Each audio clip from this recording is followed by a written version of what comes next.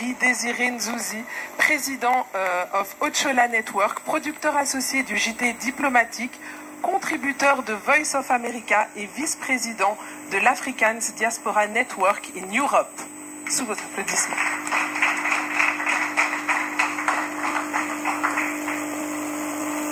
Excellence, Monsieur l'ambassadeur, Monsieur le bourgmestre de la ville de Bruxelles, Madame Leschevin, Monsieur le ministre d'État, Monsieur le bourgmestre de Koekelberg, c'est un plaisir immense que je ressens à cet instant précis.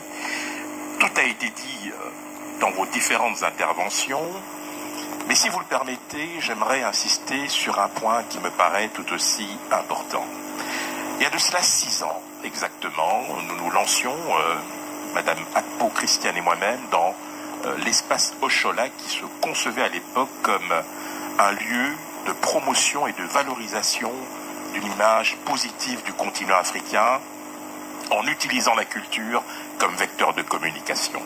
Aujourd'hui, ce lieu, qui a été fort bien décrit par vous-même, Madame Leschevin, et par vous-même, Monsieur le bourgmestre, correspond parfaitement à l'idée que nous nous faisons d'un monde qui se veut à la fois ouvert, tolérant, où la diversité, qu'elle soit géographique, culturelle, qu'elle soit tout simplement confessionnelle ou tout simplement culturelle, je viens de l'évoquer, eh bien, permet une interaction dans un monde de plus en plus compliqué, où les incompréhensions ont parfois tendance à prendre le pas sur le reste. En faisant donc interagir toutes ces cultures qui contribuent à l'enrichissement mutuel, eh bien, nous avons l'opportunité aujourd'hui, dans ce cadre magnifique, de pouvoir associer à la fois les visions du monde, les valeurs, mais aussi une certaine idée du vivre ensemble.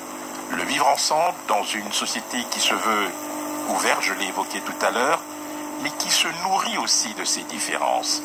Et ce sont précisément ces différences qui constitueront à la fois le fil conducteur, l'ADN, mais surtout la raison d'être de ce centre culturel congolais qui, vous l'avez rappelé, est ouverte bien évidemment à toutes les autres cultures, mais qui se veut aussi le creuset de ce vivre ensemble que nous appelons de nos voeux. Aujourd'hui, nous sommes en 2024, à l'aube de 2023-2024, nous avons aujourd'hui cette responsabilité de faire interagir des hommes et des femmes de bonne volonté à travers des œuvres qui nous permettent d'entrer dans un monde différent, une fenêtre sur le monde dans laquelle chacun aura à cœur de se reconnaître. Mais c'est aussi un défi qui nous est lancé. Un défi parce que il n'est plus question de se renfermer ou d'être dans sa tour d'ivoire.